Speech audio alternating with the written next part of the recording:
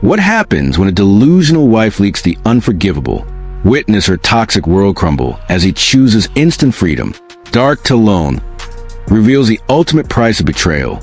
Let's dive in. So you woke me up for what? So you woke me up for what? You need to leave. I need you gone. Like, you gotta go. Can we revisit this after the holidays? No. Today. We not doing after holidays and prolonging this whole process. No. So you're gonna ruin the holidays for everyone, for the kids, for the holidays my family. Wasn't on your mind when you did what you did. Hey, we're not doing this. This is cyclical. Just a cycle, which you know. Okay, but what? Okay, so your birthday, I was planning something real big. That's and fine. Now it's my birthday. I don't need anything. Can we No, that's 7-8 months out. No. Wait, did I hear that right? She actually wants to wait 7 or 8 months for things to settle down before explaining herself. What kind of logic is that? It sounds like a weak attempt to let people forget her mistakes instead of taking accountability now. So there is no reconciliation right now? No. There's always a reconciliation. There's always a reclamation. There's always a recycle. We're not. No. You gotta go. Are you really doing this right now? No, you doing that right now on the camera? The irony of her weaponizing tears to crime manipulation while filming to sway public opinion is staggering. She aggressively delays accountability for months, ignoring the very actions that got kicked out. Playing the victim is a calculated tactic to absolve herself of all personal wrongdoing. I've been trying.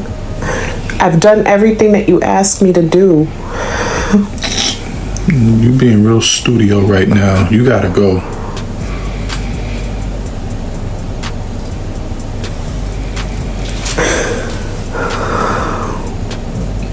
Please don't do this. Like, the holidays are coming, the kids Don't put this on me. Like, let's not do this. Don't put it on me. You know, Be I've been accountable. going through so much. No, you've been putting yourself in so much. Please, these are your actions. Don't do this. We can fix this. There's no fixing. You gotta go. Oh my God. You gotta go. Like, this is not happening right now. It has to happen I can't right lose now. you. It's already lost. It's already lost. Please, can She tries to weaponize the term manipulator because her lies failed. She forced a conflict. Now she hates his reaction. It's a desperate attempt to flip the script. If standing up for yourself is manipulation, then be the best at it. Kick the drama out and find peace. Please, can we try? We've tried. Can we We've done revisit this? I just ran off every R word in the book. We're not revisiting. We are not doing anything. There's no renovation of this. Just don't drag this out any longer. You gotta go. I've given you the opportunity to correct the things that you've needed to correct in this relationship. And they've been corrected without and I feel like it's not being reciprocated for me. I feel like I've given you all the opportunity to do what needs to be done, and you and not don't give me the repeated. same space to get the things done that I need to fix. I know I can fix it. Please. You need to rectify with yourself. God, I can't lose my family. I'm not gonna put my kids through an ugly battle because this is not something It don't have that to be needs ugly. to happen. Just go. I cannot find go. yourself. I don't know how to. You gotta go find your ass. Go find yourself. Weaponized pity is the last refuge of the exposed liar. They use tears to bypass your logic and blur the facts. Your intuition is your internal security system. Never ignore the alarm. I don't know if this happens to anybody else, but the anger I get from making eye contact with a man is like so ridiculous sometimes. Look at the hives I just got, literally just from making eye contact with a man. I literally feel so disgusted. I feel like...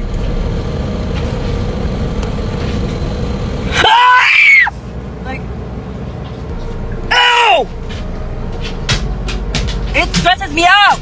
Don't look at me! She should take a hard look at herself first. You can't present yourself in a way that draws attention, then explode when attention happens. The issue isn't people looking, it's how you interpret it. If your reactions are always extreme, you're the one lacking control. Drop dark on the comments if you see right through this hypocritical trap. 7 years ago, I got married to my husband, and last February, I had an affair. A lot of you guys are asking me why I had an affair. And I think that that's not the right question to ask, because there's not a reason that I had an affair.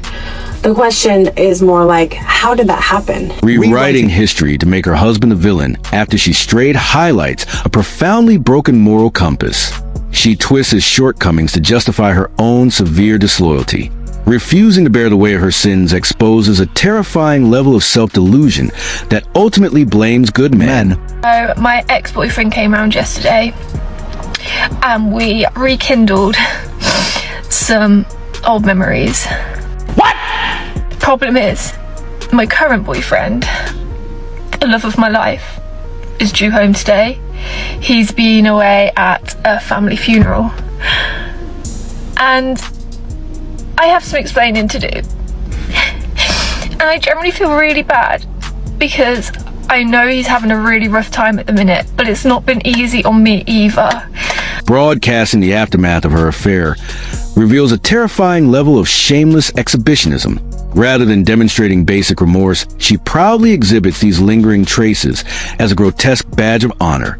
And I don't know how to explain this, and I don't want to upset him, I don't want to break his heart, I don't want him to break up with me, but I need him to realise that everyone makes mistakes and it probably will never happen again. I think I just want to save the hurt and just tell him a little white lie, like I don't know right now. I feel really awful. A woman's got needs too, like men do it all the time. Such a bad time for it to happen. I need to cover them up. She returned with visible marks from an ex while offering a half-hearted apology is an ultimate insult to his intelligence. Saying it probably will not happen again is an audacious excuse, not genuine remorse. A smart man should instantly walk away from this blatant disrespect. It's in Iraq. Next slide. What's next? It's shoes. Is it shoes? Can you look at Those are KD5 Hulks, actually, not just shoes. Can you look at me, please? I am looking at you. Next slide. Okay. Who's that? That's me. No, that's not. That's a liar and a cheater. That's who that is. Okay. Yeah, okay. Okay, I should. Okay. Yeah, you should. Get the f*** out. You f*** my great-grandpa. Get the f*** out of my house. You could have killed him. I had no idea. Yeah. She forgot him, so he showed her the exit. If the photo is a mystery, the cold street won't be. Stop the lies. Evidence is permanent. True peace starts in a home free of traitors. Just don't look back, brothers. Kind of blame like my ex for like giving me a bunch of bad habits. Well, we just had like very different finances, and so like he loved. Great, so he didn't rub off. No, he just Because we're completely different. No, but he liked eating out and like didn't like he actually said like he didn't like home cooked meals, so like we would eat out all the time. So then I had the bad habit of eating out, and even when I tried to cook dinner, like he didn't like it, and so like, Okay, great. When did he break up, or? Well, I broke up with him, but That's what they all say. like October, November, depending on how you look at it. Girl, this was months ago. I understand the Yeah. transitionary period. Well, then Even 2 months if I'm being generous. What the are you talking about? How long were you guys dating? 2 to 3 years, depending on how you look at it. Okay. Blaming an ex-partner for your own disastrous spending habits is a pathetic form of financial scapegoating. She actively ruins her bank account, yet desperately points fingers to maintain a perpetual victim status. This chronic denial only guarantees her permanent residency in absolute poverty, while he moves on to build wealth.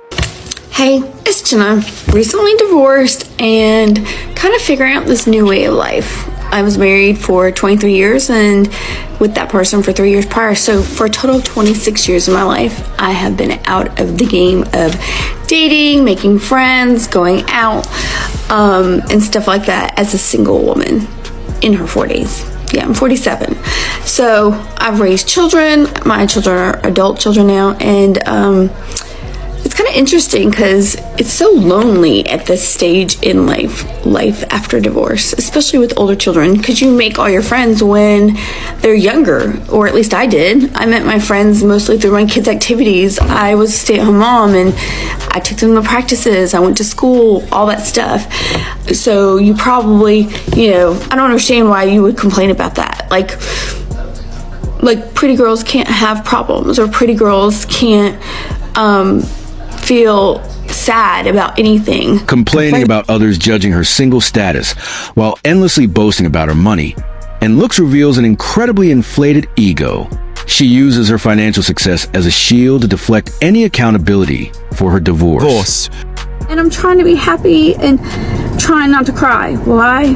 Because my ex has so much money. He makes more than $18,000 a month easily. And now I sit here with the triggers because he's going to the Clemson Notre Dame game with my kids.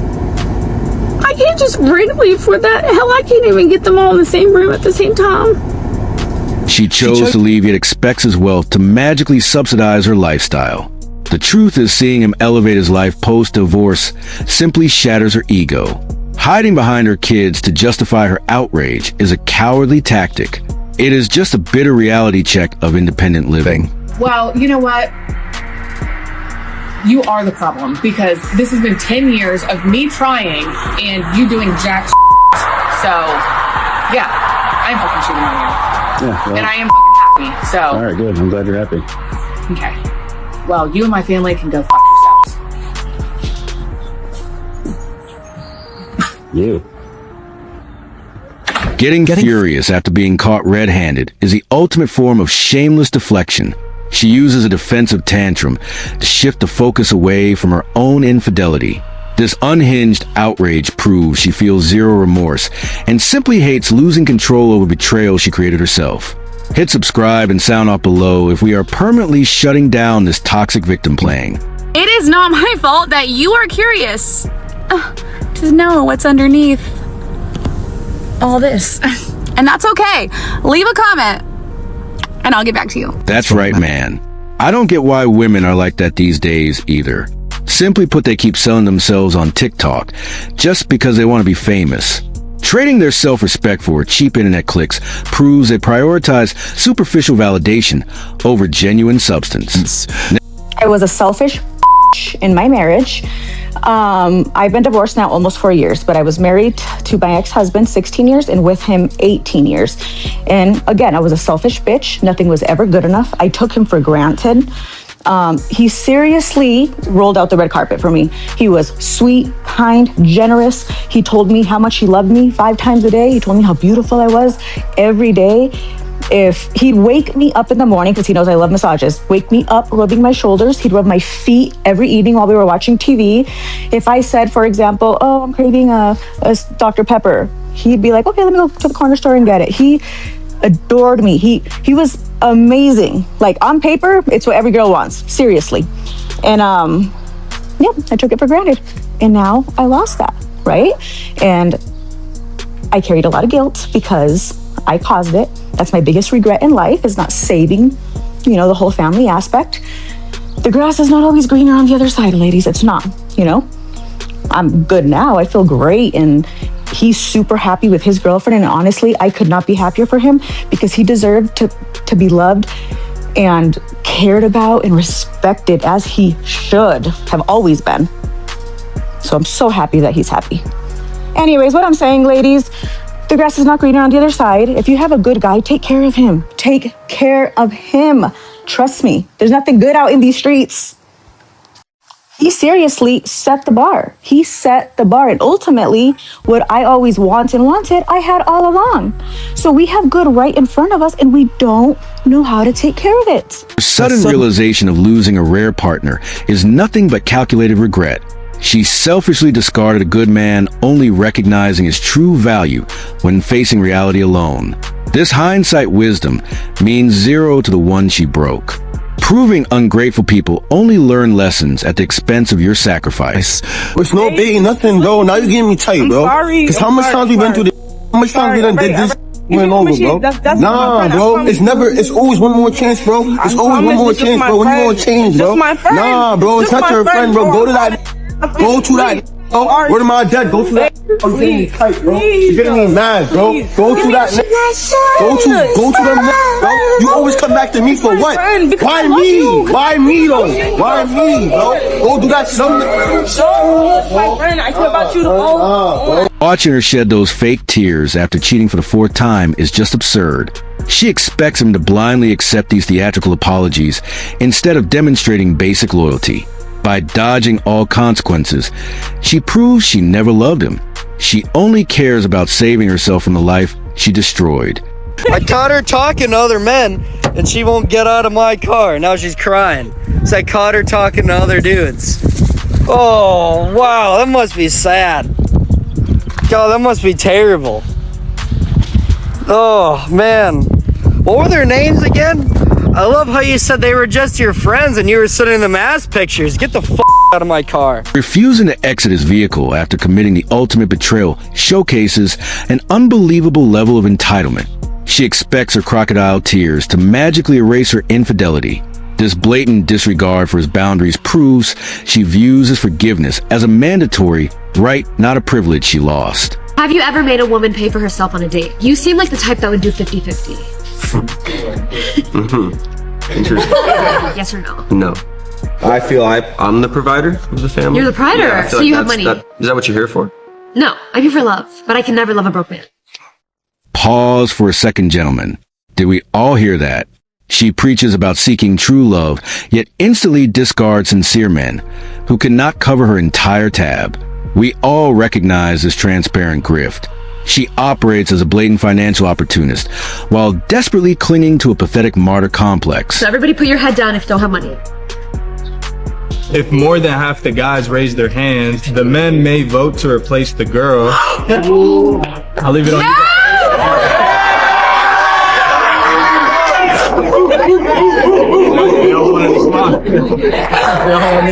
And that's what happens when you get rejected. I didn't mashar that. Right. So because she's a woman, she expects someone to take care of her and forgive everything she's done. That sounds more like a demand than a request. I'm a woman. Someone has to take care of me.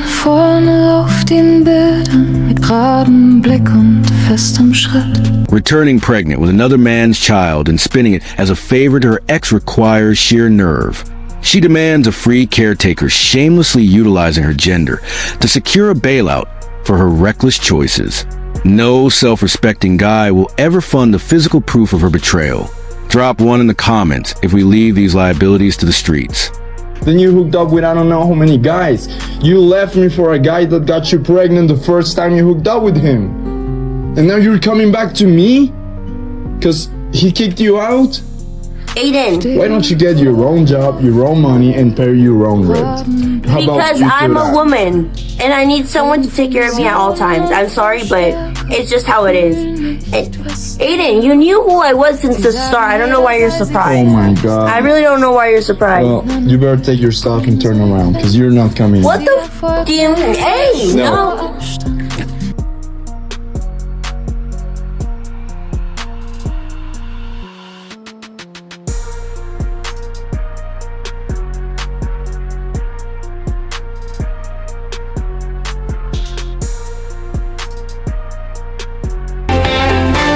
Wake up, light is breaking through. Sky so wide, painted just for you. Every step. Using her body as superficial currency for online views highlights a massive attention deficit. Instead of building real characters, she cheapens her image just to satisfy a craving for virtual gazes. A high-value man easily sees right through this desperate illusion of desirability. The one thing that I have asked for in our marriage that I have said will make me happy is to talk with me about what he wants or what he thinks so that we can do things together. I just want him to include me in his questions. I don't need him to make a decision. I just want to be included. But what you're asking for happens to be both difficult for Josh, But then he shouldn't have stayed in this marriage in the first place because I've been asking for it from the beginning. Right, but the solution to that in your mind is for Josh I don't know what the solution is. I'm trying to talk to you. Okay. Watching her use brazen blame shifting to justify cheating twice is genuinely repulsive. Instead of demonstrating true contrition for stepping outside the marriage, she treats his heartbreak as a mere inconvenience. This absurd defense mechanism proves she lacks the fundamental integrity to be a loyal spouse. Often than not, when women are in relationships, whenever there's a problem, they always blame their ex or their current partner for their actions. They blame you for being distant, even though it was her being distant in the first place. Whenever you go up like, hey, we need to work on our communication, you constantly give me the silent treatment whenever I talk. Instead of taking accountability, they'll play the victim like, well, no, I don't give you the silent treatment. You just never understand where I'm coming from and why would I want to talk to you? You know I have troubles with communication whenever they get caught cheating. They always blame the man and they always go for one thing, which is you never gave me enough validation. You never made me feel special or pretty. It takes immense strength and maturity to remain composed while being unfairly blamed. It takes immense strength and maturity to remain composed while being unfairly blamed. You've shown that true character isn't defined by what others say about you, but by how you choose to handle the storm with dignity and silence. Bro, I've been trying to leave this man for months. For months, bro. For months. My family just got, like, he said he was gonna, like. Do you want to sit down for a second? So you can breathe? Or maybe lean against this pole? I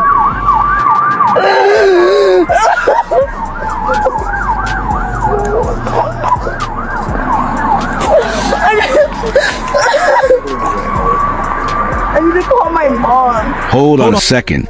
She calls the crash herself. Yet she keeps calling her mom nonstop. Look at that. She's crying without a single tear. That's not accountability. That's performance. Hold on a second. She caused the crash herself, yet she keeps calling her mom non-stop. Look at that. She's crying without a single tear. That's not accountability, that's performance. Bro, this is not okay. Like, I want to put a restraining order on him. Okay, this is stuff over here. I love you. Restraining order. Is there?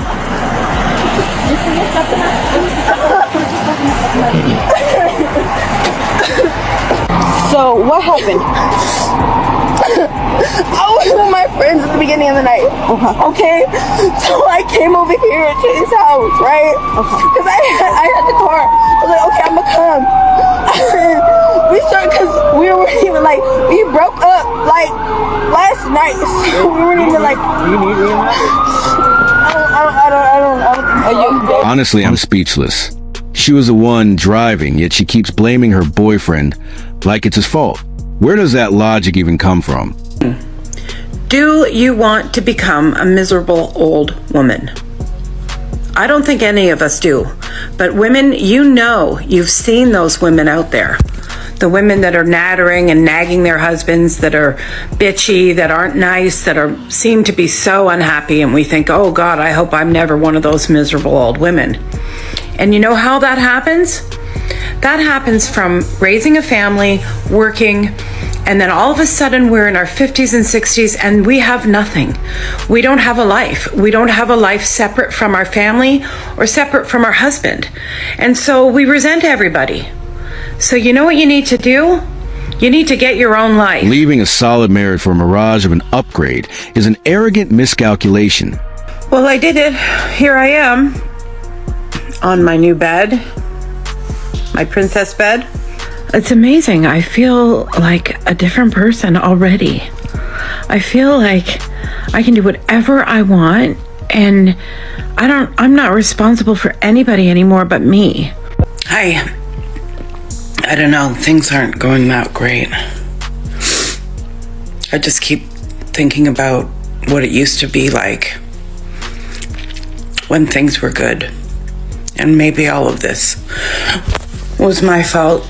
Maybe I'm selfish. She abandoned him for a hollow empowerment, only to witness his triumphant rebound with someone younger. Shedding tears over her declining market value is just a bitter harvest of her own poor choices. With my biological child. And then I was like, oh, okay, you're one of those. Shorty said men who only want biological children don't really want to be fathers. I told y'all it's getting scary. And what do you mean by one of those? What do you, bro, you know what? I guarantee you her phone screen time is 10 plus hours. And I guarantee you her TikTok is nothing but I hate men rhetoric. I guarantee it. That is the only way that you can get to this level of slow. Her smug resentment perfectly illustrates why guys actively avoid stepping into someone else's save game. Men have every absolute right to build their own legacy without facing baseless hostility. And finally for divorce because of the video I posted online is definitely worth it because I'd rather be with someone that truly loves me and accepts what I do for work. So I'm sure I'll find someone in the future. But anyways, here's a little painting I'm working on. Back in the closet again, where it all started. So everything has been super awkward in my household since my husband found out about my TikTok account. And if you're new here, you know, I started this account 6 or 7 months ago, made some videos about my marriage and how frustrated I was with it. And like a dummy, I told my husband about it. I felt like he had a right to know. Anyway, he blew up, got really mad, and now everything in the house is really super awkward. I guess the good thing about it all is that we ended up having a conversation that was not great, but the resolution was that we're not going to be married anymore. Trading a stable marriage for cheap internet validation is an astonishing display of sheer delusion. She genuinely expects to be endlessly funded while offering zero domestic cooperation. Serving her with immediate divorce papers brilliantly reestablishes order, proving that unwarranted martyrdom will always backfire spectacularly. This is the update. It's not a good one. It's not a fun one. It actually really sucks. But I'm going to keep it short and sweet. We had a long conversation a couple days ago, my husband and I, and we've come to the conclusion that the best thing for both of us is for this to end. So we are getting a divorce. We've been separated for the past couple days, obviously. We just have to put the legal actions into motion. But yes, we are getting a divorce. Publicly shaming the man who works full-time to build you a house while you barely work is a masterclass in delusional grievance. She acted as an ungrateful spectator to her own blessing. His tactical eviction before the house was finished saved his assets and his peace. Things that I don't do as a married woman. Number 1, I do not cook for my husband. I only cook for my children. My husband will be making his own breakfast, lunch, and dinner. Number 2, I do not help him pay any bills. So if he is short on the rent, on utilities, or anything like that, it is not my problem. I will not be helping him out. His job is to provide for his family, so I am not financially contributing to any of the bills. Number 3, I do not do his laundry. I have my own laundry and my children's laundry to do, so he could do his own. I won't help him put it away. I won't help him fold anything. That's his responsibility. Number 4, he is responsible for replacing any of his essentials like soap, shampoo, anything like that. He needs to go buy it himself. Even if I'm at the store, I will not be replacing it for him. If he needs new underwear, new socks, or anything like that, that's for him to do. I'm not going to do it for him.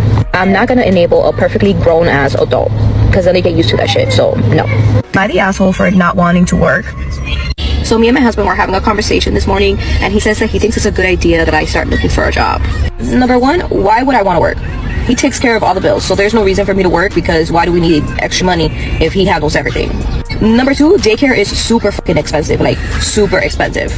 Therefore, when I work, my paycheck is gonna go directly to daycare. So what's the point of working? Just to pay daycare? It makes no fucking sense. And then I asked him, like, okay, let's say I do get a job. Who's gonna do everything in the house? Who's gonna make dinner? Who's gonna clean? Who's gonna do all that stuff? Because I'm gonna be tired after work. So I'm not doing none of those things.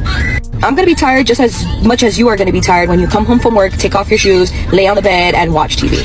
That's what I'm gonna do after work, the same thing you do. So who's gonna handle all the house duties? So no, I'm not gonna get a job. You need more money? Go get a second job, or go put more hours in at work. Alright, so Benny Bloop here wants to know what is my purpose. And it's quite simple. My purpose is to be the queen of the castle. I just sit back on my throne and I supervise the peasants. I mean, my husband. No, but jokes aside, my husband is very lucky to have me. Like, I could promise you that he's very, very lucky. And I'm pretty sure my husband has endless stories to tell his friends, his co-workers about how much of a helpful wife I am. But also, my purpose is to make sure that my husband never feels outshined by my cooking, by my cleaning, or my laundry skills. It's called selfishness. I need to make sure that he knows that he could do everything that I could do, or even better.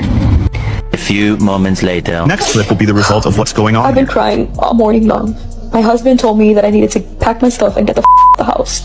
So I have my bags and I'm about to start packing. I literally have nowhere to go. So I don't know what I'm gonna do. Broadcasting your disrespect as a misguided flex exposes a severely entitled mindset.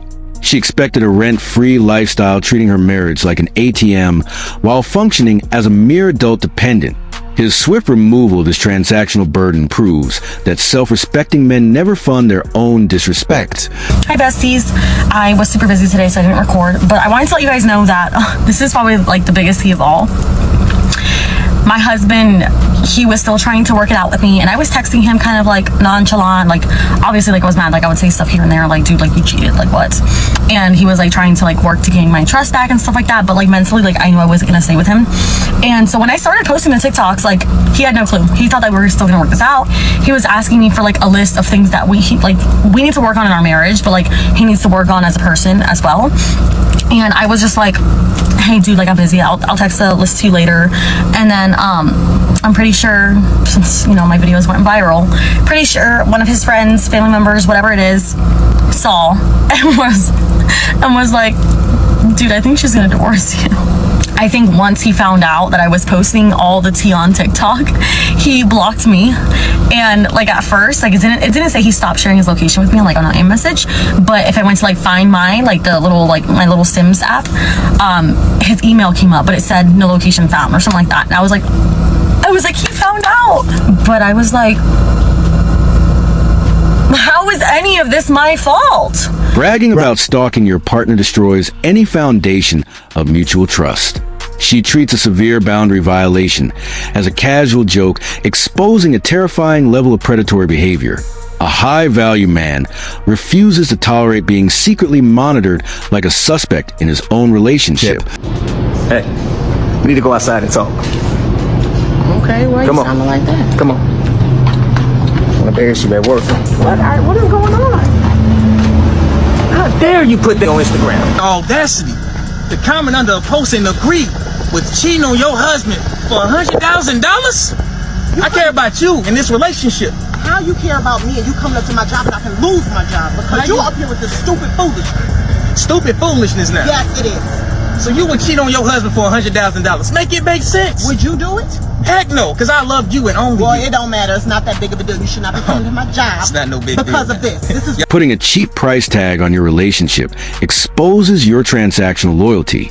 Publicly admitting to hypothetical betrayal for money destroys any unconditional commitment. His instant cancellation of the wedding is the perfect response to this ultimate deal breaker. A high-value man never marries a liability. 24 years gone in seconds. Do you agree with his instant divorce? Drop a comment, hit like, and subscribe to Dr. Dalen for more. Peace out.